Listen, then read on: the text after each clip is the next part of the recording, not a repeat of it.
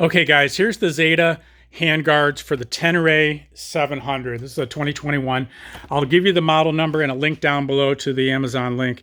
This was the cheapest I could find. It was 80 something bucks, so it was a pretty good deal for these ones specifically designed for the Tenere. As you can see there, again, they're the Zeta. So yeah, you can do bark busters. I'm a big fan of the Enduro Engineering, but I've used those a few times, but they didn't make them for the Tenere at this point. So let me just tell you what I'm doing Frankenstein-wise. Unfortunately, they didn't fit it easily at all. They were a nightmare, one of the toughest ones I've had. Partly it's my fault, partly it's just my preferences on my control, but here's one of the curveballs. I got this throttle lock, which I really like.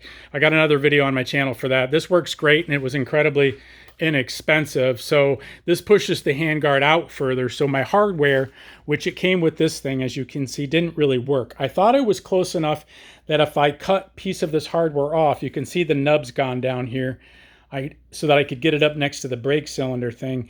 I thought I was going to make it. I didn't make it without bumping into this and changing the angle on my brake. If you notice, I like my controls really low. I like them in line with my wrist when I'm standing more so. So I'm definitely unique in that aspect. Maybe I never see anybody do this, but I don't understand why they don't. I like my clutch pull also down lower so that it's in line with my wrist. I also like it soft, so I move my clutch as far, the mount as far to the right so that the lever has the most leverage. And I also put in a nice CNC easy clutch pull down by the motor. So that being said, my setup's a little goofy here for, compared to most people, so my hardware didn't quite fit. So I wish Zeta had made these bars longer and given us more options. Had they made them literally like 2.5 inches longer, I could have done this without screwing around with all my controls. But instead it became a nightmare of cutting parts and pieces, and I decided to be a cannibal. So what happened is, as you know, you've got these handguards on the Yamaha, the inexpensive plastic ones. It has a little metal clip that goes on this end, and that's what I cannibalized. You can see it's there. I used it as my extension. I was looking for some metal, so I found the steel was pretty sturdy.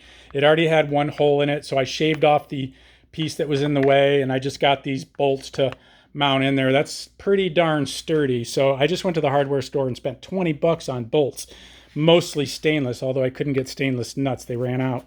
So the other cannibalist thing I'm going to do is I literally am going to use these as my shields. My Zetas didn't come with shields.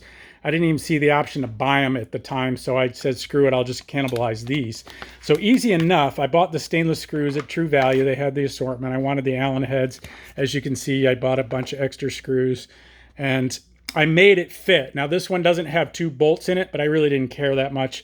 It's on there. If I smash it into the ground, I know it's going to hold up. Most of the strength is in this. It could rotate a little, but it's kind of really resisting that as well. So it's pretty darn tough. Remember, this is steel, so it is quite sturdy. I had to cut the nuts off of this and then cut the extra tab off. Yeah, maybe a little bit crude, but I didn't care. It looks clean enough, and it's strong as hell. As you can see, it's...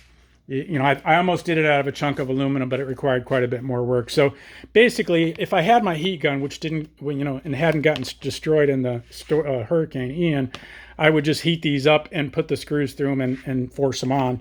Probably trim off this end. So you can see that how easy that'll be. They're close as it is, and with a little bit of cutting, I'll just drill some holes in them, put a washer on, and boom, I will have shields. And I'll just cut that tab off. I could bolt that tab on as you want, or I could even cut it and re-drill it, but I didn't want to put this screw on top of the plastic because it'll make it slippery and twist more easily. And of course I could drill another hole here, but I'm not too worried about it. So that's going to work pretty well. You're going to drop these bikes, so I'm not too worried about it. These things are super strong right now, and I've got them wrenched in there good. This one's got the double screw, as you can see. So that's my 2 cents. It wasn't that much fun because of my cobbing in these metal brackets. Not super ugly. Maybe you guys, some guys will hate it, but I'm okay with it. You're probably never going to tell once I put the shields on. It's going to look like it was all meant to be there. And, I'm about strength and durability because I will be dropping this thing. I drop it fairly regularly. All right, guys. Hope that helps you guys. Again, it was a Zeta made specifically for the Tenere 700. Some links will be down below. Your best place to buy additional hardware if you want stainless and stuff is True Value. Typically, they have the best assortment of things. Again, hope that helps, and take care. Appreciate any likes and subscribes. Take care, guys.